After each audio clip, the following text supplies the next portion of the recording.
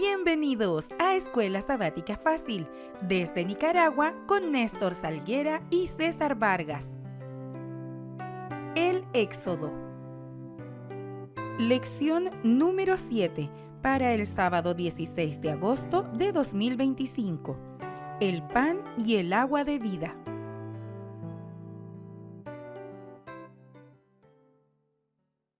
Bienvenidos, queridos amigos y queridos hermanos, a Escuela Sabática Fácil. Es un gusto, es un placer y más que eso es un privilegio el poder estar aquí compartiendo con ustedes estas lecciones semanales que son de edificación para nuestra vida espiritual.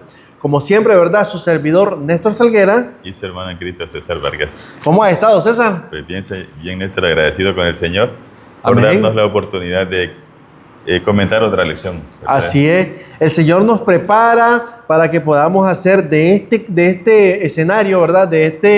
Nosotros le llamamos, César, de esta escuela, que sea una escuela dinámica, participativa y que podamos perder el miedo. Decías tú, César, en comentario pasado, que nos quitemos un poquito de esa pena, ¿verdad? Así es, todos debemos participar porque aquí no la sabemos todas. Así es. Todos somos alumnos, el único maestro es el Espíritu Santo, así que Amén. Usted haga su comentario y atrévase a poner adelante ahí en su escuela sabática, en sus clases, y si es posible a dirigirla un sábado, ¿verdad? De manera que usted vaya progresando en el liderazgo de la escuela sabática. Y eso es importante porque cuando usted se mete a las aguas, como dicen, es donde uno aprende a nadar, ¿sí o no? Y si no sabe nadar, pues de alguna manera... Sí, que vas a aprender, ahí vas a aprender. ¿Saben? Quiero invitarles también para que se suscriban al canal de YouTube, para que hagan sus comentarios, puedan participar también en la plataforma de YouTube, ¿verdad? Puedan compartir. Si ustedes miran que este material le puede servir a alguien, a un amigo, un familiar, usted envíeselo para que él también pueda hacer, ¿verdad? O recibir, para que él pueda recibir estos mensajes que son de amonestación, de esperanza. César, hablando de comentarios, la hermana Mari Carmen Amezcua hizo un comentario muy bonito, muy bueno, y lo quiero compartir con cada uno de ustedes. Dice así: la historia grandiosa de cómo Cristo abrió el Mar Rojo para que su pueblo cruzara fue extraordinaria. Y esta escena nos lleva a ver y a palpar por fe el poder majestuoso de Dios. Esta historia nos deja en claro que Dios es Dios, el gran yo soy, que tiene el control y que está al control. Esta historia nos enseña de cómo Cristo suprime al enemigo caído y de cómo ese ángel desobediente pide permiso a Dios para obrar su poder. Y el que pide permiso no tiene poder. Y el faraón y el pueblo de Israel, se nota en estos sucesos que Dios es el que transforma y cambia los corazones. Se ve la redención de parte de Cristo y cómo deseaba educar y guiar a su pueblo, liberándolos de los eslabones del pecado físico, emocional, dándoles una vida espiritual. Bendiciones, dice esta hermana. Qué tremendo comentario, César. ¿Sí? Y ese comentario, hermana, gracias por compartirlo con nosotros. Usted lo puede dar, ¿verdad?, en el repaso de la escuela sabática. En esencia, como ella decía, es Cristo quien va liderando a su pueblo. Sí. Y a la vez que se va manifestando, Él quiere, como decía la lección, enseñar, educar a su pueblo, porque recuérdate que ellos son esclavos, prácticamente tienen la autoestima, la moral baja, posiblemente poco conocimiento, porque solo se trataban de los canteros.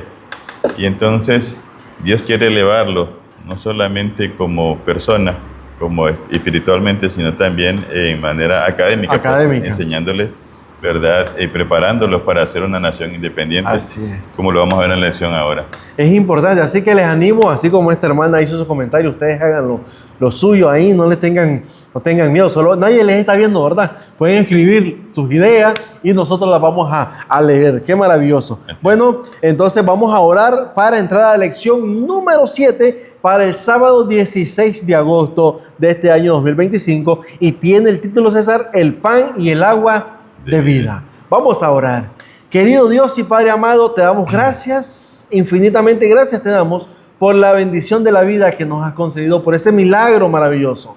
Pedimos, oh Dios, que seas con nosotros. Quita, oh Dios, todo aquello que pueda estarnos distanciando de ti, Señor. Las preocupaciones, la ansiedad, cualquier cosa, oh Dios, que nosotros estemos, que esté quitándonos o cegándonos los ojos para verte a ti, oh Dios. Permite que, así como el pueblo estaba frente al mar y Dios le dijo, marchen, que podamos marchar y Dios hará grandes cosas en favor nuestro. Padre, bendícenos y gracias por suplir nuestras necesidades. Te pido por cada persona que nos está viendo, que la bendigas, oh Dios, y que la cuides. En el nombre de Jesús, amén y amén. César, el pan y el agua de vida. Qué maravilloso este tema, ¿verdad? Es interesante, fíjate, pensar de que, al igual que nosotros, cuando un día estuvimos en clase, o cualquiera de nosotros que pueda estar en una clase, tú recibes la teoría a una práctica, pero luego vienes, ¿cómo te digo? Hay momentos que tienen que analizar. Tienes que pasar un examen, una prueba, para ver si asimilaste la materia. Así es. Y ahora Jesús ha traído al pueblo, después de las maravillas que hizo en Egipto, la trae a través del Mar Rojo, la hace pasar, y él lo vio probando constantemente, con la idea de que ellos aprendan cada día más y ¿cómo te digo? Y su fe crezca, ¿no? Como pueblo de Dios. Preparándolos en la fe, sobre todo, ¿verdad? César, el texto para memorizar lo encontramos en el libro de Éxodo, ¿verdad? 16, 28 al 30, y dice de la siguiente manera, y el Señor dijo a Moisés, ¿hasta cuándo se negarán a guardar mis mandamientos y mis leyes? Miren que el Señor les dio el sábado, por eso en el sexto día les da pan para 2 días. Quédese pues cada uno en su estancia y nadie salga de su lugar en el séptimo día. Así el pueblo reposó el séptimo día. Qué maravilloso, porque este pasaje, César, subraya la importancia de la obediencia primero, ¿verdad, a Dios? Y también resalta la santificación que el sábado tiene, ¿verdad? Para todo aquel creyente. Es decir, que el Señor le dice, les di el sexto día, ustedes recogen doble porción, porque el sábado ustedes no van a ir a recoger nada. Ya tienen el alimento para el sábado, ¿verdad? Hacen provisión. Para eso se requiere fe. Se requiere fe en su palabra. Él dice, el sexto día Él le dará pan para 2 días. Así es. Yo descanso el sábado porque ya Dios hizo provisión durante la semana. Y ahora yo confío en que ya obtuve lo suficiente y voy a descansar. Ahora me beneficio yo. Claro. Doblemente, porque descanso de las tareas físicas y también aprovechamos el día para estar en comunión con Él y alimentarnos de manera espiritual. Y eso te iba a decir, que no solamente tú dices, bueno, es que hoy es sábado, no voy a comer, porque hay gente, familia, hay gente que nos dan duro y dicen, bueno, los sábados ustedes no se bañan, no comen. No hacen nada. No hacen nada, dice. No se trata de eso. Lo que pasa es que han malinterpretado, ¿verdad? Y cuando más cosas hacemos, solo que de otra naturaleza. Correcto, nada más que espiritualmente. Acuérdense que cuando Jesús se les perdió a María y a José, no lo hallaban y de repente lo encontraron en el templo y le dijeron, ¿dónde estaba? Estaba en los negocios de mi padre. Entonces el sábado es para hacer o estar atendiendo los negocios de nuestro Padre, ¿verdad? Así es. Dice el comentario, tras salir de Egipto, el pueblo se enfrentaba a un exigente y largo camino y necesitaba aprender una multitud de lecciones. El Señor los guiaría y los cuidaría. Él deseaba ayudarlos a crecer, pero debían aprender disciplina, dominio propio, abnegación, generosidad, confianza en el Señor y especialmente obediencia. Sobre todo la obediencia. Y eso es lo que nosotros vamos a analizar en esta semana. ¿Qué tiene que ver la obediencia? ¿Con servir al Señor o con creer en Dios? ¿Verdad? Ahora, algo interesante aquí, Néstor, es que Dios actúa de acuerdo a tu capacidad o de acuerdo a tu nivel, por así decirlo. Estas personas venían desde cero. Sí. Y Dios pacientemente comienza a enseñarle cosas, ¿no? Como un padre a su hijo pequeño.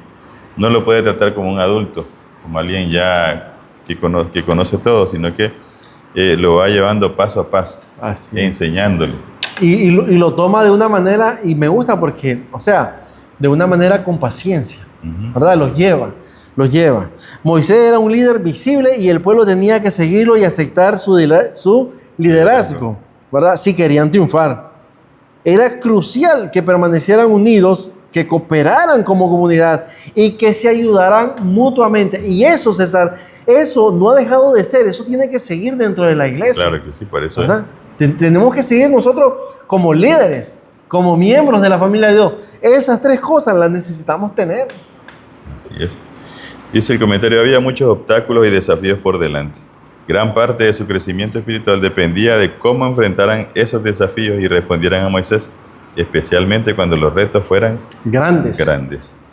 Así. Ahora, fíjate que la vez pasada estaba hablando con los hermanos sobre el tema de los líderes, porque a veces nosotros nos polarizamos de acuerdo al líder, ¿no? Sí. Y hay iglesias que lamentablemente cuando está un líder trabaja y cuando está otro no, como si se tratara de algo político o algo particular de los líderes. Es. Y entonces yo le comentaba al hermano y le decía, bueno, si los líderes somos, dice el apóstol Pablo, en 1 Corintios capítulo 3, ¿verdad? Que los líderes solo somos siervos del Señor, o sea, no somos extraordinarios. Así es. Nosotros debemos respetar al líder porque Dios lo ha puesto. Por eso te iba a decir que Dios lo eligió. Porque aquí está diciendo, Moisés era el líder visible, pero sobre todas las cosas uno tenía que estar conectado con Dios, al Dios de los cielos. Ahora, algo importante que no quiero que antes que se me olvide, decías tú, César, que cuando un líder estaba al frente el otro no trabajaba, o cuando el otro estaba al frente tampoco trabajaba, y aparte de ser, lo tomaba César como algo personal también. Es lo que te decía, o sea, poner al líder como todo, cuando nosotros tenemos a nuestro líder supremo que es Jesús, o sea, si nosotros entendemos que cuando la iglesia elige a un líder, es porque Dios así lo permitió. Así es. ¿Okay? Entonces, yo debo respetar a ese líder y debo trabajar con ese líder, aunque tal vez no me caiga bien. Así es. Porque sobre todas las cosas, yo obedezco al Señor de los cielos. Y tenemos que aprender a amarnos sobre todo, ¿verdad? César, el conocido adagio chino de que un viaje de 1000 kilómetros comienza con un solo paso, ¿verdad? Claro, porque si no comenzás, tenés que comenzar a caminar. Era acertado en la situación de ellos y necesitaban confiar en las indicaciones del Señor a cada paso. Trágicamente, como veremos, ¿verdad? No aprendieron esas lecciones tan fácilmente. Pero, ¿quién lo hace? ¿Verdad? Porque todo esto tiene que ver con primeramente, nuestra disposición y querer servirle al Señor. Pasaremos al día domingo 10 de agosto, César. Aguas amargas. ¿Qué pasa aquí? ¿Qué viene aquí? Bueno, el pueblo comienza a caminar en el desierto. Llevan sus reservas, pero no es mucha. Sí. Se les agota. Y bueno, llegan a un lugar donde por fin encuentran agua después de 3 días, Néstor. Y el agua que encuentran no sirve. Está amarga, no. Es amarga. Qué horrible, ¿no? Sí. Dice el comentario en el segundo párrafo. Como muestran los episodios, Dios es el solucionador de problemas y el pacificador. Sin embargo, su labor es dificultada por la incredulidad de las personas. Debido a su constante murmuración y desobediencia, los hebreos experimentaron serias complicaciones e incluso tragedias. Trajeron sobre sí mismos muchas dificultades debido a su incredulidad e impenitencia. Muchas veces nosotros limitamos el poder de Dios, porque el brazo de Dios nos ha cortado, dice la Biblia. Pero Dios no actúa porque nosotros no le damos ese permiso, por así decirlo, ¿no? Nuestra poca fe lo limita. Como que nosotros perdemos esa confianza, ¿verdad? Porque si nosotros vemos, familia, acaban de tener, César, o ser testigos oculares y presenciales de cómo Dios abrió el mar en 2 y hizo un camino seco, de cómo Dios en una nube de fuego pudo estar impidiendo o reteniendo a Faraón para que llegara hacia ellos. Entonces, o sea, están saliendo de ver eso y ahora llegan a un lugar donde hay aguas amargas. Yo pregunto, ¿qué es más fácil? ¿Abrir el mar rojo o hacer que esas aguas amargas sean dulces? O sea, hablando nosotros humanamente, para nosotros ninguna de las dos cosas. No podemos hacer nada de eso. Pero Dios, que los está liderando y que les está enseñando quién es el que se está revelando, les acaba de mostrar su poder. ¿Qué hubiesen dicho? Moisés, por favor, ayúdanos, tenemos sed y esta agua. No. Sino que dicen, mejor no hubieras dejado en Egipto, ahí hubiéramos muerto. Bueno, dice que un comentario, Néstor. Las variadas experiencias de los hebreos eran una escuela destinada a prepararlos para su prometido hogar en Canaán. Dios quería que su pueblo de estos días, de hoy día, como tú decías, repase con corazón humilde y espíritu dócil las pruebas que atravesó Israel en el Antiguo para que le ayuden a su preparación, para la Canaán celestial. Sí. Necesitamos entender eso, entonces, que es una preparación. Bueno, nosotros podemos hablar mucho de Israel, pero eso nos pasa, ¿no? Sí. Pasamos una situación y agradecemos a Dios aquí un miércoles porque el Señor nos ayudó. En la siguiente semana pasamos la otra y comenzamos a murmurar. A murmurar. ¿Por qué a mí? ¿Por qué, Señor? Y comenzamos a hacer cosas. Dice aquí el Éxodo 15, 22 al 27, que aquí donde se encuentra esta escena, César, sí. Tras el cruce del Mar Rojo, ¿cuál fue el trasfondo del primer milagro realizado? Bueno, después de cruzar el Mar Rojo, los israelitas enfrentaron la sed en el desierto de Sur. Encontraron agua en Mara, ¿verdad? Que Mara significa amarga, y me acordé de Noemí, ¿verdad? Ya no soy Noemí, ahora soy Mara, dice, estoy amargada, ¿verdad? Pero estaba amarga esta agua y no se podía beber. El pueblo se quejó con Moisés y Dios le mostró un árbol que al echarlo al agua la hizo dulce. Imagínate. Y me gusta, y yo reflexionando en esta historia digo yo, ese árbol tiene que representar a Cristo. El agua tiene que representar las dificultades que nosotros tenemos ahora, que enfrentamos, ¿verdad? Las situaciones, las vicisitudes. Y Cristo, si no está en nosotros, no puede transformar esas aguas amargas o esos problemas en soluciones. Porque una cosa es, César, pensar de que Jesús te va a quitar los problemas así. Eso no va a pasar, porque Jesús no quiere eso. Jesús quiere que en medio del problema tú puedas confiar en Él y Él va a ayudarte a pasar por ese problema. ¿Sabes qué estaba pensando aquí? El comentario de la hermana White dice que Moisés conocía el lugar. Moisés sabía que ahí había agua, pero que ya había pasado por ahí, sí. Cuando estaba allá en Madián. Él sabía, pero él se quedó calladito a ver qué iba a hacer el Señor, es lo que te estoy diciendo. Sí. Y entonces, bueno, dejó que la fe de ellos fuera probada. El Señor quería descubrir hasta qué punto podían depender de su pueblo, su pueblo, y si Él les sería fiel o no. Así es. Pero en vez de confiar, comenzaron a murmurar. Qué triste, ¿verdad? Dice acá que la fe que solo depende de la circunstancia, que únicamente se manifiesta cuando todo marcha bien, esa no es fe genuina. No es fe. Porque la fe es confiar en Dios. Aún en medio de la situación difícil, ¿verdad? Sí. Aún en que las cosas estén marchando mal. Por ejemplo, tenemos el caso de Job, ya lo conocemos. Sí. Y Job, que imagínate un hombre que recibió noticia tras noticia de tragedias. O sea, eso es algo que a nosotros nos hubiera dado un infarto inmediatamente. Y él decía, aunque me maten, él voy a esperar. Aunque me maten. César, la primera prueba de la fe de Israel estuvo asociada a la necesidad de agua, es decir, a la necesidad física, ¿verdad? Lo que no es de extrañar, dado el difícil, caluroso y seco entorno del desierto potable, ¿verdad? Después de 3 días de viaje. El pueblo finalmente encontró agua, pero no era potable. Mara significa amargo, y como el agua era amarga, la fe de Israel en su bondadoso Señor se tambaleó rápidamente. Sin embargo, Dios reaccionó. Yo no sé, pero Dios es demasiado bondadoso, ¿verdad?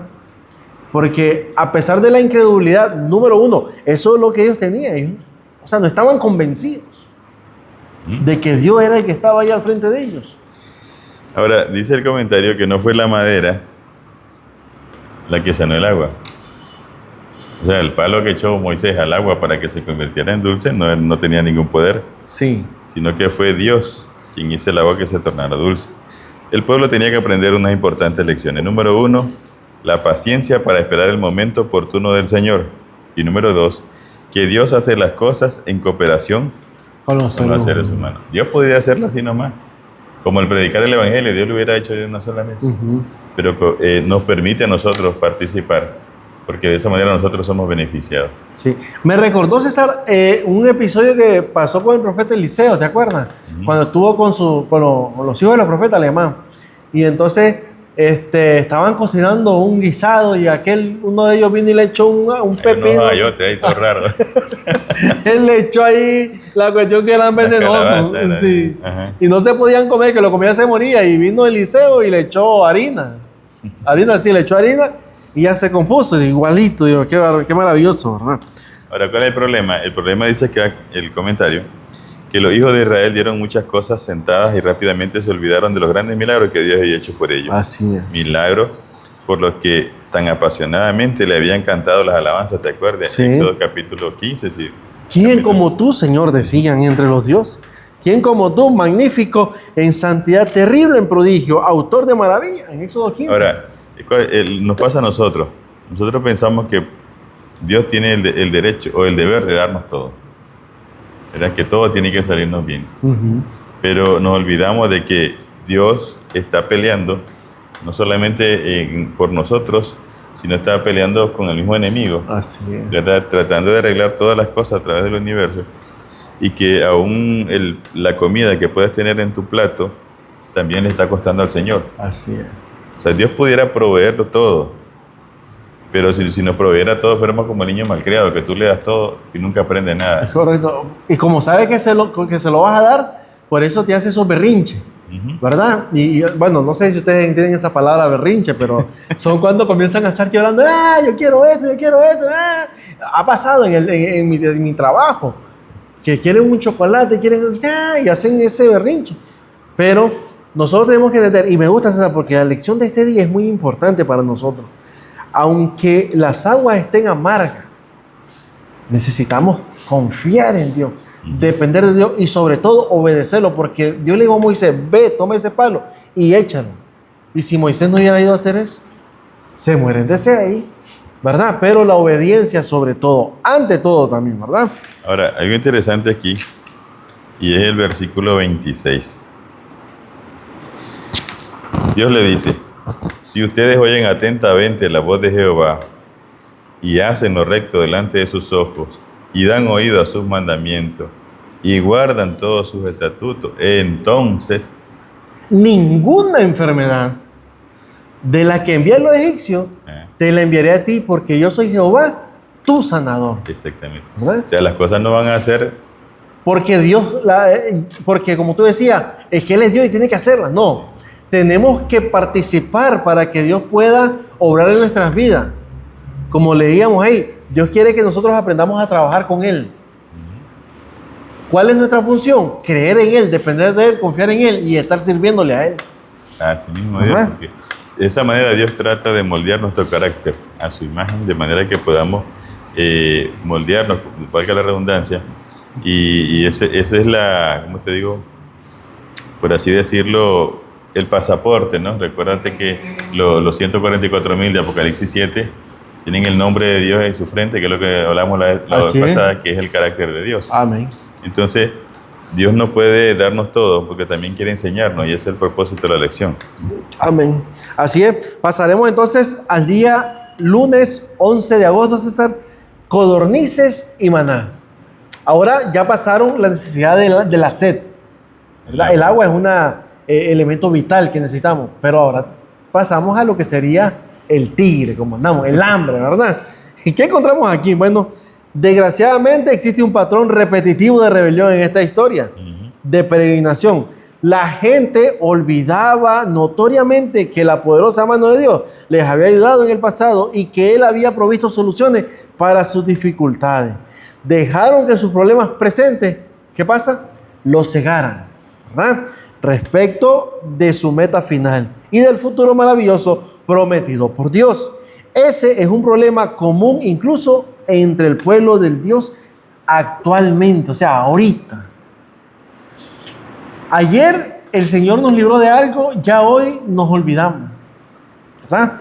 Y eso es algo, César, digamos que es como repetitivo, como dice ahí, se está dando, ¿verdad? Y bueno, y eso se da, bueno, mira, había un problema en Israel, y es que había una pequeña comunidad, que era una comunidad mixta. Una comunidad que, como decimos nosotros, estaba entre Camagua y elote. No era ni chicha ni limonada, como decimos. Y esta comunidad, que era medio convertida, es la que se vivía quejando y contagiaba al resto. Y el resto seguía, o como decimos nosotros, le seguía la corriente. Ese es el asunto. de que nosotros no podemos dejar llevarnos por los demás. Así. Yo tengo que tener mi propia convicción. Sí, porque vamos a ver más adelante que la mayoría no tiene la razón. ¿Verdad? César, lee Éxodo 16, 1 al 36. ¿Por qué se quejaron los israelitas y qué ocurrió luego? Bueno, los israelitas se quejaron porque tenían hambre en el desierto y extrañaban la comida de Egipto. De carne. Dios al oír sus quejas, imagínate, Dios al oír sus quejas proveyó maná del cielo para alimentarlo. Les dio instrucciones específicas de cómo recogerlo y les recordó la importancia también del día sábado, lo que significaba, lo que representa ese día para él y para su pueblo. Bueno, mira, el asunto está en que humanamente estaba fea la cosa. Sí. Porque ya la comida se le estaba terminando, era el desierto, tenían rebaño, no había pasto. No había pasto, ya los animales se podían morir. Sí, ya se estaban arralando. Sí. Y entonces ellos, dice que tenían una pregunta, ¿cómo podía suministrarse alimento a esa enorme multitud? Y entonces comenzaron a murmurar, ¿cómo te digo? A murmurar en sus corazones. Se olvidaban de que había alguien superior y poderoso que podía hacer algo por ellos. Podía proveer. Y bueno, Dios lugar en su misericordia le envió carne. ¿Quieren carne? Le vamos a mandar carne. Así. Aparecieron unas codornices. Sí, y le mandó esa ave para que ellos pudiesen comer, ¿verdad? Y qué triste la vida del ser humano cuando querés decir, César, y pasa a veces, mira, fíjate que, bueno, yo cuando fumaba y bebía, eran unas tos, no me daba ni tos ni nada. Ya dejé de fumar y que ya estoy en la iglesia, unas tos que parece como que había fumado una cajetilla de cigarros. Y yo decía, pero ni cuando estaba... Sí. ¿Me entiendes? O sea, a veces uno dice, pero ni cuando lo hacía. Pero eso es algo normal y pasa mucho entre los cristianos. Sí. Porque usted dice, cuando no había aceptado al Señor no tenía tantos problemas como hoy. Como los tengo ahora. Ahora miro que vivo más como asfixiado, tantos problemas. Pero los problemas no son, César, el centro de nuestra vida cristiana. El centro de nuestra vida cristiana es Cristo. Y si los problemas están y tú tienes a Cristo, hay que tener esos problemas. Porque Cristo los va a resolver para ti y contigo, ¿verdad? Sí. Un comentario del hermano Juárez dice, el Señor quería que sus alimentos escasearan. ¿Por qué pasa? Cuando vos tenés todos tus alimentos en casita, necesitas de Dios. Tenés realito para ir a comprar lo que te dé la gana, ni te acuerdas a veces de orar. Así es. Y piensa, ya ni a la iglesia quiere ir porque tiene muchos lugares donde ir. Así es. Entonces él dice, el Señor quería que sus alimentos escasearan y que enfrentaran dificultades, pero lo quería para que sus corazones se volvieran a Él, ¿verdad? Al que los había ayudado hace apenas unos momentos, y para que creyeran en Él. Él estaba dispuesto a hacer para ellos una ayuda constante. Si lo invocaban en su necesidad, Él les daría señales de su amor y de su continuo cuidado. Ahora, entonces César, en otras palabras, Dios permite, ¿verdad?, de manera intencional que se les acabe el alimento para que ellos puedan sentir necesidad. Ahora, miren qué interesante eso, me gusta, porque a veces nosotros vamos a ir aprendiendo.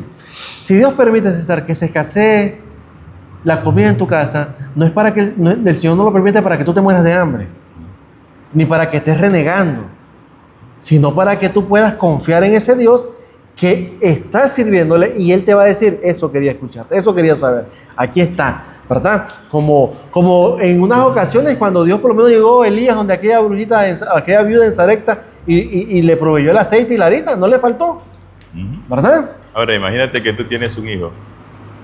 Bueno, y sucede, mira, no hay que ir muy largo. Muchos de nuestros hermanos se van a otro país, especialmente a Estados Unidos, dejan a sus niños pequeños acá y allá se sacrifican para mandarle dinero a sus hijos y le mandan suficiente para que viva una vida cómoda.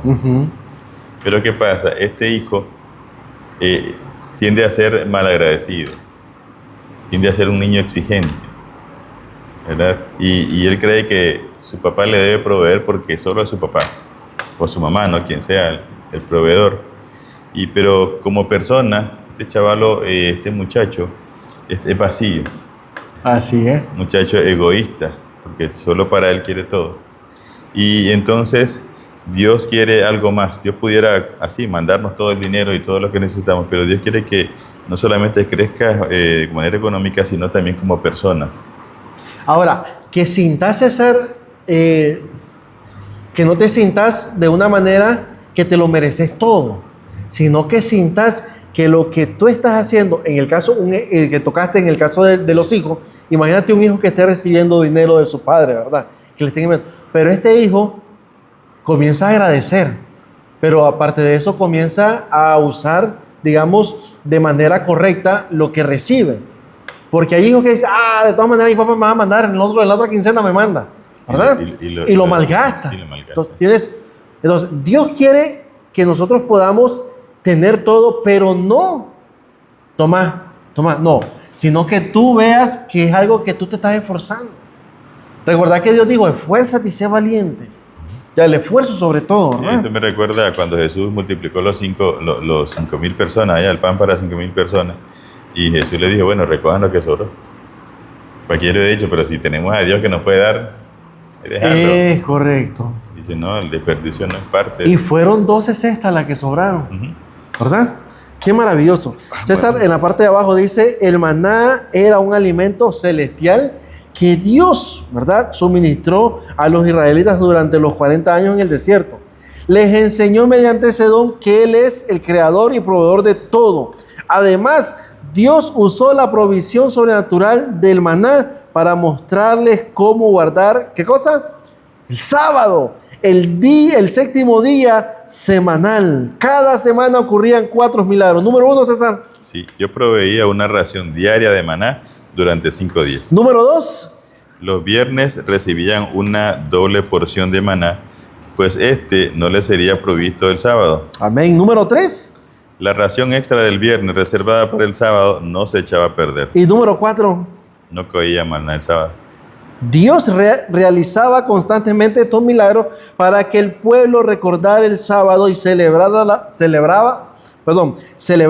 la bondad de Dios durante ese día. Dios dijo, tomen en cuenta que yo, el Señor, les he dado el sábado en Éxodo 16, 29. Y algo que vale la pena mencionar aquí es que todavía no habían llegado al Sinaí, no se le habían dado las leyes escritas. Es correcto, porque muchas personas y muchos hermanos evangélicos de otras denominaciones dicen que esa ley fue dada, ¿verdad?, para el pueblo de Israel y que fue por Moisés. Pero aquí vemos que eso fue antes, ¿verdad? Nosotros como pueblo adventista sostenemos y basando en la Escritura que el sábado, César, comienza desde la creación, ¿verdad? Así. Génesis 2, 1 al 3, comenzamos a ver cómo Dios, ¿verdad?, dijo que en 6 días descansó de todo lo que había hecho, dice que todo era bueno, y el séptimo día lo santificó, lo bendijo y lo reposó. Así que no es un día cualquiera, es un día especial, ¿verdad? Qué maravilloso. Bueno, recuerden que el sábado fue hecho especialmente para eso, no fue hecho para trabajar, sino para la comunión con el Señor. Así es. Así que Dios está educando al pueblo, recuerda. Dios está educando al pueblo y una de las primeras cosas es acerca del sábado. ¿Por qué? Porque Dios quiere que ellos aprendan a descansar física y espiritualmente en Él. Amén. Sobre todo que el Señor ya tiene provisto todo, toda la provisión está, ¿verdad? Pasaremos al día martes 12 de agosto, César.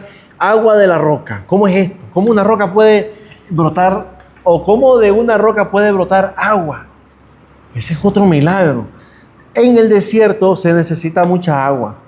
Dios se ocupó de este problema pese a que el pueblo se mostró contencioso, desconfiado e incluso puso a prueba su poder y disposición para darle agua. En su incredulidad anhelaron regresar a Egipto. Imagínate. Y que esa era su consigna. Cualquier cosita. Egipto. O me da lo que yo quiero, me voy. Yo creo que Moisés le iba a dar una pala. Tome, le voy a dar una pala. ¿Y esto para qué? Para que estén desenterrando de Egipto a cada rato, porque ya estaba enterrado. Y ellos volvían otra vez a Egipto. Familia, muchas personas del pueblo de Israel habían salido de Egipto, pero Egipto no había salido de ellos. Eso es lo que te digo. Siempre hay esas personas que no son muy consagradas al Señor y que están con un pie afuera más que adentro. Y son los que están murmurando y a veces nosotros les prestamos oído. Sí. Y participamos de esto cuando debiéramos de ser lo contrario, ¿no? Nosotros enseñar a esas personas a confiar en el Señor. Correcto. Dice el Éxodo 17, 1 al 7, ¿qué lecciones debería haber aprendido el pueblo de este incidente? ¿Verdad? Hablando del agua de la roca. El pueblo de Israel aprendió una lección importante sobre la provisión y la fidelidad de Dios. A pesar de su sed y sus quejas, Dios le proveyó agua de una roca, mostrando su poder y cuidado. Este incidente les enseñaba a confiar más en el Señor. Ahora, fíjate que con este pueblo acaban de pasar tantas cosas. Dios le da el maná, Dios le había provisto de agua anteriormente, Dios le dio carne cuando querían carne. Y siempre decía, es que nos sacaste para matar, para que muriéramos aquí. No hubiera dejado que vivía aquí nos enterrara. Como que ellos estaban comiendo ilusiones, como que ellos no habían visto que esa carne, ese pan que caía, se les deshacía en las manos. Imagínate, y cada vez que ellos enfrentaban una dificultad, siempre sacaban lo mismo, ya parecían repetidoras, ¿verdad? Ahora fíjate qué interesante. En el lugar que menos buscaría agua yo, es una piedra. En una piedra, imagínate. ¿Cómo hacer, que es lo que te decía, cómo era esto de que de una roca brotara agua? Otra forma de Dios, de enseñarles a ellos que Él tiene el poder, ¿verdad? Amén. Sobre todo. El Señor dio agua a los israelitas a pesar de su incredulidad. Qué grande es el Señor. Cuestionaron seriamente la presencia de Dios a pesar de las numerosas demostraciones previas que habían tenido de su compañía, de su poder y de su autoridad. Dice el comentario, Moisés hirió la peña, pero fue el Hijo de Dios el que, escondido en la columna de nube, estaba junto a Moisés e hizo brotar las vivificadoras corrientes de agua.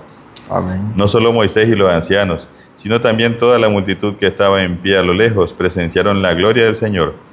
Pero si se hubiera apartado la columna de nube, habrían perecido, a causa del terrible fulgor de aquel que estaba en ella.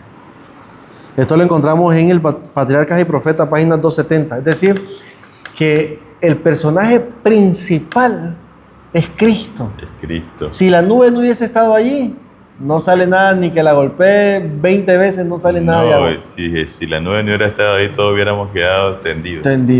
Porque Jesús estaba con todo su poder y gloria, él todavía no se había encarnado. Sí. Qué maravilloso, ¿verdad? Bueno, el agua, César, es un símbolo de vida, ¿verdad? Es el elemento vital. Nosotros mismos estamos construidos por un 60% de agua. Incluso nuestros huesos están en parte compuestos por ella. Por lo tanto, el hecho de que Dios proporcionara agua a los israelitas en el desierto era evidencia de que Dios se preocupaba por sus necesidades y de que podían confiar en Él. Pero, de nuevo, era necesario que fueran obedientes. Es importante. O sea, Dios dice, yo te puedo bendecir lo que tú quieras, pero tú tienes que demostrarme a mí tu amor a través de la obediencia. Así es, que estás de acuerdo con lo que yo quiero hacer contigo, ¿verdad? Miren lo que dice, muchos siglos después Pablo recuerda a los creyentes la experiencia de los israelitas en el desierto, que fue única. Cristo mismo no solo los guió, sino que también les proporcionó agua, dice el Salmo 78, 15 y 16, y satisfizo otras necesidades espirituales y físicas. En tal sentido, el apóstol Pablo habla que aquella roca era Cristo, 1 Corintios 10:4. Amén. Para ellos, Cristo era la fuente de la vida y el dador de la vida eterna. Así como una roca es firme, Dios guió a su pueblo con seguridad, así que podemos confiar en Él, porque no deja de cumplir sus promesas. Amén. En toda la Escritura, cuando la Biblia habla de roca, dice que es de Cristo, la roca de mi salvación, decía el salmista. Sí. Por eso cuando Jesús dijo, sobre esta roca edificaré mi iglesia, ¿te acuerdas? No estaba hablando de Pedro, estaba hablando de sí mismo. De sí mismo, correcto. Por eso dice, sobre esta roca edificarás mi iglesia. Familia, en este día encontramos algo importante. Nosotros no nos imaginamos de dónde vendrá nuestro socorro. No nos imaginamos, César, de dónde Dios va a sacar aquello que necesitamos. A veces podemos pensar, ¿y ahora cómo hago? Es que no veo ni el instrumento que Dios va a utilizar. Ni pies ni cabeza. O sea, no, estás tan enredado en una situación que tú piensas que no hay nada que hacer, pero cuando llegas a Dios, Dios te dice, no te preocupes. aquí está la solución, ¿verdad? O sea, y de donde menos se nos puede ocurrir. Sí, de donde menos pensamos, Dios actuará y utilizará, como tú dices, esos instrumentos, sean personas, sean objetos, sea lo que Él tenga que hacer, Él lo va a hacer para mostrarnos, ¿verdad?, que Él está preocupado por nosotros. Amén. Bueno, pasamos al día miércoles 13 de agosto, César. Jetro. ¿Y quién era Jetro? Jetro era el papá de Séfora, la esposa de Moisés. Era el suegro. El suegro había cuidado a la señora mientras andaba enfrentándose allá en su misión, ¿verdad? Así, y a los dos muchachos que tenía Moisés, a Gersón y a Eliezer. Sí. Pero Jetro se da cuenta de que de todas las cosas que ha pasado con Israel, y visita a Moisés, primero para que mire a la señora también y a su chaval. Claro, para que mire qué tal la familia. También él quiere aprender de todo lo que pasó, quiere aprender de primera mano. Así es. Pero cuando está ahí, Jetro se da cuenta de que Moisés es el único que está juzgando al pueblo. Millones de personas eran el pueblo. Y entonces desde la mañanita llegaba hasta el anochecer. Llegaban, y eran problemas, familia, bueno, de todo tipo. Que llegaba una mujer, que llegaba desde alguna tribu, bueno, no habían tribus todavía, ¿verdad? No se habían dividido las tribus, pero llegaban. Ya estaban las tribus. Sí. Entonces, que llegaba la tribu de tal, la tribu del otro. Entonces, la cuestión de que Jetro mira a César y se da cuenta de que ese trabajo es muy cansado. Demasiado agotador. Y mira lo que dice Éxodo 18, 1 al 27. ¿Qué pasos importantes en la historia de la nación tuvieron lugar aquí? Este pasaje del Éxodo es súper importante porque describe, ¿verdad?, cómo Moisés estableció un sistema de liderazgo para el pueblo de Israel. Antes, Moisés, como tú decías, era el único juez. Pero ahora, bueno, era juez y líder, pero ahora que llega Jetro se da cuenta de que Moisés necesita establecer un sistema diferente. Y comienza a delegar, ¿verdad? Y entonces, no para que Moisés deje el trabajo, porque vamos a estar claros de eso. A veces, cuando nosotros decimos, César, bueno, tú eres ministerio de escuela sabática, delega. Entonces ya pensamos que vas a delegar y no vas a hacer nada, ¿verdad? El ministerio infantil va a delegar. No. Delegar es que vamos a repartirnos el trabajo y todos lo vamos a hacer, ¿verdad? Sí. Entonces, eso es lo que Jetro le estaba diciendo. Ahora, imagínate que habían problemas serios como nación, ¿verdad? Sí. Pero también había problemas pequeños, ¿verdad? Algunos se peleó ahí con el vecino y... Correcto. Era algo sencillo. Entonces Jetro le dice, mira, los problemas pequeños que los miren los demás. Lo vas a organizar de 10, de 50, de 100, de 1000. Así, dependiendo del caso que se llegue. Caso, sí. Así ya es. lo más grave vienen a ti. Y bueno, ya con ayuda de Dios y con el consejo de Dios, Dios eligió a 70 hombres, ¿verdad?, a quienes tenían el mismo espíritu, dice la Biblia. Sí. Y se estaba estableciendo el sistema legal del pueblo. Se estaba organizando como nación. Así es, ya se Porque estaba. Imagínate, Moisés, ¿cuánto tiempo habría dilatado? No hubiera llegado a los 120 años. No, definitivamente no llega. Y también para el pueblo era cansado. Claro. Imagínate esperar tal vez, como cuando tú vas a comprar algo y alguien lleva un camión de cosas y tú solo llevas por una. Y esperar cuando que estás en el supermercado, ¿verdad? Que el otro saque todo y para que solo tú pagares. Es verdad. Dice, Jetro vino porque oyó, ¿verdad?, lo que tú hayas dicho, oyó hablar de esta asombrosa historia de la liberación de Israel por parte de Moisés, bueno, de Dios. Y pues, entonces, Jetro alabó la bondad de Dios y sus extraordinarias intervenciones en favor de su pueblo. Alabado sea el Señor que los libró de manos de los egipcios y de Faraón y libró al pueblo de las opresiones egipcias. Ahora reconozco que el Señor es grande más que todos los dioses, porque prevaleció contra los que se ensoberbecieron sobre o contra ellos. En Éxodo 18:10. Ahora mira, bueno, disculpa. Dile. Ahorita lo que está haciendo Jetro es alabando a Dios por el testimonio de Israel. Así es. Eso es lo que tenía que hacer Israel, dar testimonio del poder de Dios para que las demás naciones también alabaran a Dios y lo buscaran. Pudieran dejar a los ídolos para obedecer al Dios verdadero. Así es. Ese es el objetivo principal de Israel. Sí, porque Jetro no era creyente en Dios.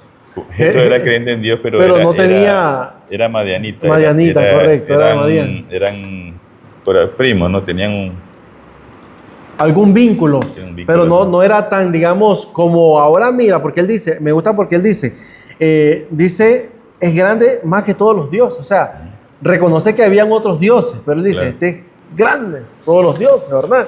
Entonces queda convencido de que Dios, ¿verdad?, estaba allí. Ahora, ¿qué es lo que vemos aquí? Bueno, lo que vemos aquí es un ejemplo de cómo la obra de Dios en favor de los hebreos debía ser un testimonio para el mundo. Y pasa lo mismo ahora. Así es. Nosotros tenemos que dar un testimonio. Tenemos un testimonio. Por eso cuando tú lees Apocalipsis 14:12 o lees Apocalipsis 12:17, encontramos que dice allí, aquí está la presencia de los santos, los que tienen los mandamientos de Dios y el testimonio de Jesucristo. Es decir, que tú puedes obedecer a Dios, claro, pero aparte de eso tienes que mostrar el testimonio de Jesucristo en tu vida, para que las personas puedan también ver a Jesús en ti. Para que esto pudiera suceder, como te digo, tuvo que haber pasado algo trascendental. Así es. Por eso es que Dios permite a veces las cosas, no para hacerte aguantar hambre, no para hacerte pasar mal, sino para que tú des testimonio con tu vida del poder del Dios en el que crees. Así es. Así Dios te ayuda a ti a crecer, pero también te da una razón para que tú puedas hablarle a los demás. Si no, ¿de qué hablarías? No tendrías ningún, César, una evidencia, ¿verdad?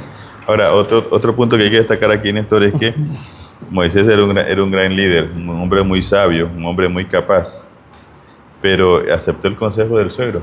Eso te iba a decir, que a pesar de su llamado, sobre todo, de su llamado a esta misión, a este liderazgo, él no se sintió, ay, ¿y qué va a saber Jetro? ¿Qué va a saber Jetro? A veces como anciano decimos, ¿y qué me va a decir el diácono? Ya me lo sé todo. Ya me lo sé, ¿verdad? Y ese es erróneo, familia. Usted nunca puede estar pensando o decir, es que yo ya sé todo. A veces, y yo he escuchado, hermano, que hay seminarios de mayordomía o de santa convocatoria y dicen, no, es que yo ya sé lo que van a hablar, ya lo conozco. No podemos ponernos en esa posición porque siempre hay algo nuevo que aprender. Eso sería como yo ya leí la Biblia una vez, ya me la sé. Ya correcto. Pero siempre en el caso del Señor hay inagotables cosas que aprender. Y Moisés escuchó el consejo de Jetro y dijo, no lo voy a rechazar, lo voy a tomar y lo voy a implementar. Y yo me imagino a Moisés dentro de un mes, estaba bueno ese consejito porque ya me liberé un ratito, ¿verdad? Sí. Ya más suave. Ya los casos más grandes, pues él ya los resolvía, pero no estaba que llegaba una hermana, mire que este vestido no me queda bien, mire que esta falda, mire que esto, mire que lo otro.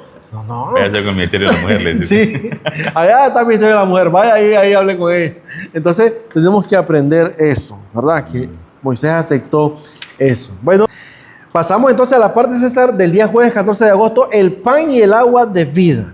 Y aquí encontramos, lee 1 Corintios 10:11. ¿Qué razón aduce Pablo para que estos acontecimientos quedaran registrados? ¿Qué dice 1 Corintios 10:11? Sí, dice la Biblia, y estas cosas les acontecieron como ejemplo y están escritas para amonestarnos a nosotros, a quienes han alcanzado los fines de los siglos. Y es interesante, Néstor, este versículo, porque muchas personas dicen y afirman que el Antiguo Testamento está que ya no cuenta, ya no sirve, que solo cuenta el Nuevo Testamento, pero el apóstol Pablo dice, estas cosas, aquellas que pasaron allá, que están en el Antiguo Testamento, son escritas para amonestarnos a nosotros ahora, no las podemos desechar. En otras palabras, familia, la razón principal es que estos acontecimientos sirven como advertencia y lecciones para los cristianos, especialmente para aquellos que viven en los últimos tiempos, que seríamos nosotros. La historia de Israel, con sus caídas y sus victorias, nos enseña sobre la fidelidad de Dios, la tentación, el pecado y las consecuencias de desobedecer. Pablo usa estos ejemplos para exhortar a la iglesia de Corinto a no repetir los mismos errores que cometieron sus antepasados. Es como cuando nosotros le decimos a nuestros hijos, mira, no vayas, no salgas, no hagas esto. Ellos creen y piensan que lo hacemos porque porque los queremos tener ahí presos. No, lo hacemos porque sabemos el peligro que corren y porque en alguna, digamos, en alguna experiencia pasada de nosotros, podríamos haber caído en esas trampas y queremos evitarles eso. Oh, sí, y me recordaste ahorita al proverbista. A Salomón. Salomón escribió Proverbios, pero lo escribió después de haber pasado un montón de situaciones que casi lo llevan a la ruina. Y casi se pierde ese hombre. Gracias a Dios se arrepintió a última hora. Y él dice, bueno, ahora que yo pasé esto, voy a escribirlo para que los demás no pasen por donde yo pasé. Así es. ¿Verdad? Para que puedan tener cuidado y no se separen, porque dice vanidades de vanidades el mundo. Okay. Hablando de 1 Corintios 10:11, dice Pablo explica, número 1, que todo lo que sucedió a los israelitas quedó registrado a fin de que sirviera como ejemplo y advertencia para los seguidores de Cristo y los ayudara a evitar los mismos problemas, lo que estábamos hablando, ¿verdad? Sí. Número 2, que Dios da a su pueblo, el Espíritu Santo para fortalecer a los creyentes con poder, amor y dominio propio, según 2 Timoteo 1:7. Y número 3, que Jesucristo es la fuente de la nueva vida, según Juan 14:6. Solo Él puede convertirnos en sacrificio vivo. En sacrificio vivo, santo, agradable a Dios, que es el culto espiritual de ustedes. Y número 4, dice el apóstol Pablo, no se conformen a este mundo, sino transfórmese mediante la renovación de su entendimiento para que puedan comprobar cuál es la buena voluntad de Dios, agradable y perfecta, según Romanos 12:1 y 2. Ahora, algo importante que nosotros no podemos pasar por alto, César. Jesús también usó estos relatos para poder llevar su vida cristiana de una manera correcta. Ahora, recordemos qué era lo que estudiaba Jesús. Cuando hablábamos acerca de la Escritura, cuando Jesús se refería a la Escritura, ¿a qué Escritura se estaba refiriendo? Al Antiguo Testamento. ¿No había otra? ¿No había otra? Dice, escudriñar las Escrituras porque en ellas pues parece que tenemos la vida eterna, ¿verdad? Es decir, las Escrituras. Entonces, no podemos nosotros desechar el Antiguo Testamento.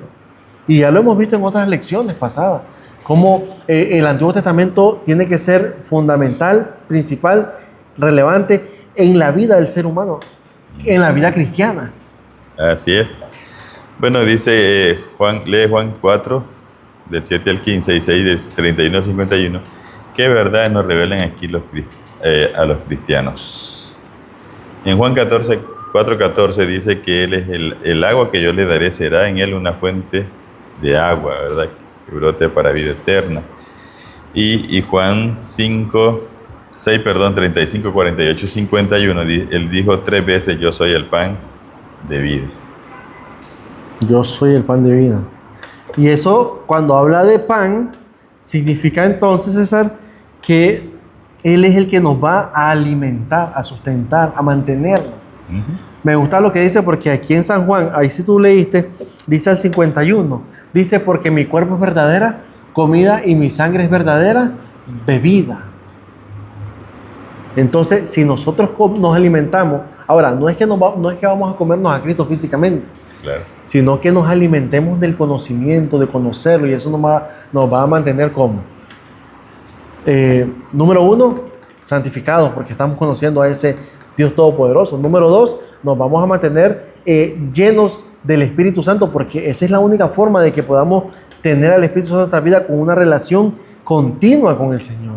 Recordemos que Jesús mismo dijo en San Juan 17:3, esta es la vida eterna, que te conozcan a ti, al único Dios verdadero, y a Jesucristo a quien has enviado. Amén. ¿Verdad? Jesucristo mismo dijo que Él es el pan de vida, Juan 6, 35 y 48. Sí. Y que también es el agua viva, dijo Juan capítulo 4, 10, 11, 14 y un montón de textos ahí. Sí. ¿Okay? Solo Él, pues, puede saciar verdaderamente nuestra sed y nuestra hambre espiritual.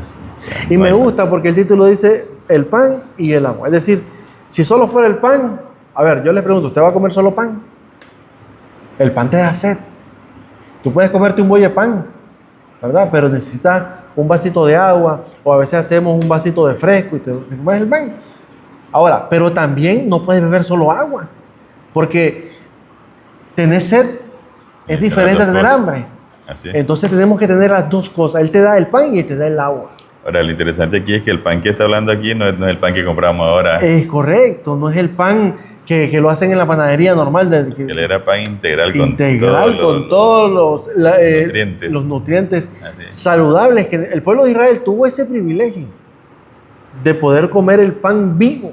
Y es interesante, Néstor, porque Dios no solamente le dio un pan cualquiera, es un pan, digamos, hecho en el horno celestial. Es que era la panadería celestial, caía el pan. Ahí y también tenía buen sabor, dice que sabía como hojuelas con miel, el primer confrey que se da en la Biblia. Sí, y lo vamos a probar ese maná, no crean, ese maná lo vamos a probar, primeramente Dios nos dé esa, cuando venga César a traer a su pueblo. Preparémonos, familia. Ok, nosotros no necesitamos más que pan y agua, y así eso solamente lo encontramos en Jesús. En Jesús, así. Libro Patriarcas de los Profetas, del Mar Rojo al Sinaí, página 263 al 274. Encontramos dos citas ahí, César. La primera, ¿puedes compartirla? Sí. Poco después del incidente con el agua amarga, ¿verdad? Sí. La nación se enfrentó a un nuevo peligro. Éxodo 17, del 8 al 16, había una tribu llamada los amalecitas, una nación, una tribu feroz y belicosa. Los atacaron. Los amalecitas no desconocían el carácter de Dios ni su soberanía, pero en lugar de temerlo, se habían empeñado en desafiar su poder. Las maravillas hechas por Moisés ante los egipcios fueron tema de burla para los amalecitas y se mofaron de los temores de los pueblos circunvecinos. Habían jurado por sus dioses que destruirían a los hebreos de tal manera que ninguno escaparía y se jactaban de que Dios de Israel sería impotente para resistirlo. Los israelitas no los habían perjudicado ni amenazado, en ninguna forma habían provocado el ataque. Para manifestar su odio y su desafío a Dios, los amalecitas trataron de destruir al pueblo escogido. Imagínate, como decimos nosotros, de puro aire.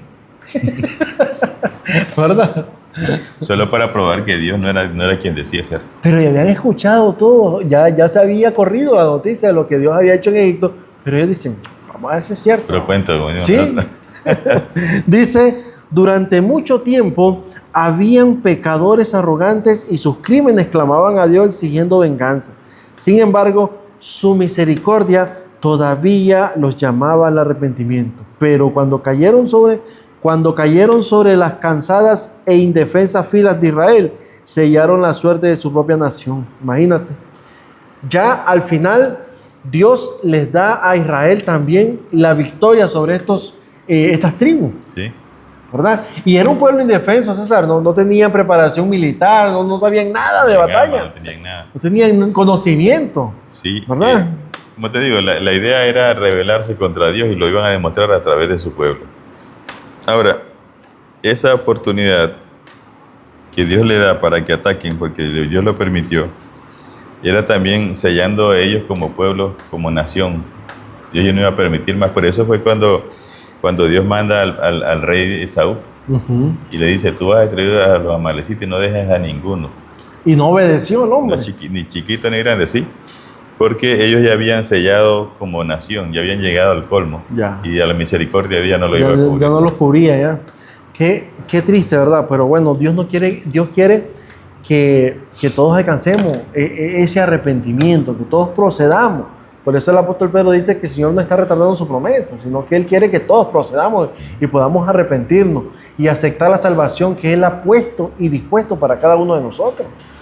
Y bueno, y eso pasa también no como nación, sino también como individuos, ¿no? Sí. Porque Dios nos da oportunidad y a veces nosotros desaprovechamos tanto y desafiamos tanto a Dios que ya la misericordia de Dios se retira, ya no hay retorno. Ya no hay retorno. Y cuando la misericordia de Dios se retira, tarde será para poder decir, nos puede pasar como Saúl, ¿te acuerdas?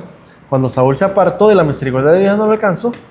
Y ya Saúl comenzó a practicar todo lo que él mismo sabía que había prohibido, ¿verdad? Lo comenzó a practicar y entonces pues al final se suicidó, se quitó la vida. Entonces algo que nosotros tenemos que tener en cuenta. Dios no quiere, familia, por la situación que tú estés pasando, por los problemas que tú tengas, Dios no quiere que tú dejes de creer en Él. Dios no quiere que tú te enfrasques en que no hay un Dios o que estás solo o que tú no puedes hacer nada. Dios quiere que le busques, que te acerques, que clames, porque Él va a hacer algo en favor tuyo. Amén. Fíjate que hablando de esta lección, en tu conjunto en general, me recuerda a cuando la fe de Abraham era increíble. Cuando Dios le provee a él y a Lot una gran cantidad de rebaños, y los mozos se comienzan a pelear porque no hay espacio. Y Moisés le dice en el capítulo 13 de Génesis, mira, hagamos algo, dividámonos. Noé le dice, perdón. Abraham. Sí, corrijo. Abraham le dice a Lot, separémonos, no peleemos, hay suficiente tierra. Ahora, Abraham le dice, escoge tú. Si tú coges para el norte, yo agarro para el sur. Si tú coges para el sur, yo agarro para el norte. Y es interesante porque Lot escogió y Abraham se fue tranquilo para el otro lado. Y me gusta pensar siempre que en esa fe de Abraham, porque Abraham le daba igual cualquier lugar, porque sabía que Dios estaba con él y le podía proveer donde estuviera. Porque si nosotros vemos ese relato, dice que él lo comenzó a ver qué cosa, toda la llanura estaba ¿cómo se llamaba esa tierra? Sodoma y Gomorra. Sí. Comenzó a contemplar todo aquello, aquí estoy frescón. Y el pobre viejo lo mandó allá. Pero Lot estaba viendo lo material. Pero Abraham estaba viendo lo espiritual, lo eterno. Y sabía que Dios le podía dar más en ese desierto. Amén. Corazón, el apóstol Pablo en Colosenses capítulo 3 dice que nuestra vista debe estar en las cosas de arriba y no en las de abajo. Amén. ¿Verdad? Eso es lo que necesitamos. Así es. Que podamos ver lo que Dios tiene preparado para nosotros. Me gusta porque Moisés salió de Egipto como viendo al invisible. Amén. Así que, familia, llegamos al final de esta lección que estaba muy buena. Por cierto, no dejemos de estudiar la lección número 8 para el sábado 23 de agosto de este año 2025. Tiene como título, César, El pacto en el Sinaí. ¡Wow! Vamos a ver qué pasó en ese Sinaí. Vamos a ver, porque aquí viene lo más, digamos, el compromiso, ¿verdad?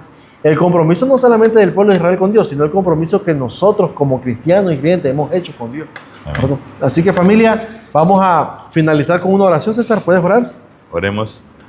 Nuestro amado Dios, te damos gracias. Gracias porque tu palabra dice que tú solo tienes planes buenos para nosotros. Amén. Solo quieres lo mejor. Y si a veces nos permites pasar alguna circunstancia, no es para destruirnos, sino, Dios, para ayudarnos a crecer espiritualmente, a crecer como personas, Señor, incluso como nación. Oramos, Padre, para que nos dé de tu Santo Espíritu, que pueda darnos, oh Dios, ese corazón capaz de obedecer, ese espíritu recto, Señor, para tomar las decisiones correctas guiadas por ti, para que, oh Dios, tus promesas se puedan cumplir en nosotros. Amén. Danos la fe para confiar aún en las circunstancias más difíciles, Señor. Como ahora, hoy en día, oh Dios, la situación está muy difícil en todas partes del mundo. Oramos, Señor, para que puedas abrir nuestros ojos y como Moisés podamos ver al invisible y seguir adelante. Amén. Señor, gracias porque tu palabra dice que aún las enfermedades, cuando creemos en ti, son para la gloria de tu nombre. Sí, Señor. Permite, Padre, que podamos aprender, crecer, que nuestro carácter sea más semejante al suyo. Y una vez, oh Dios, logrado esto, podamos estar entre los redimidos cuando tú vengas a esta tierra. Danos, oh Dios, tu cuidado, danos tu protección, danos la fe que necesitamos, Señor, para saber que tú puedes proveer agua de lo menos impensable humanamente hablando. Tú puedes proveer pan, oh Dios, de donde ni siquiera tenemos idea. Así que ayúdanos a conocerte más y, oh Dios, a esperar y a confiar en usted. Sí. Bendícenos a todos. En el nombre de Jesús se lo pedimos. Amén. Amén. Así es, familia. Nos vemos en el próximo episodio de Escuela Sabática Fácil.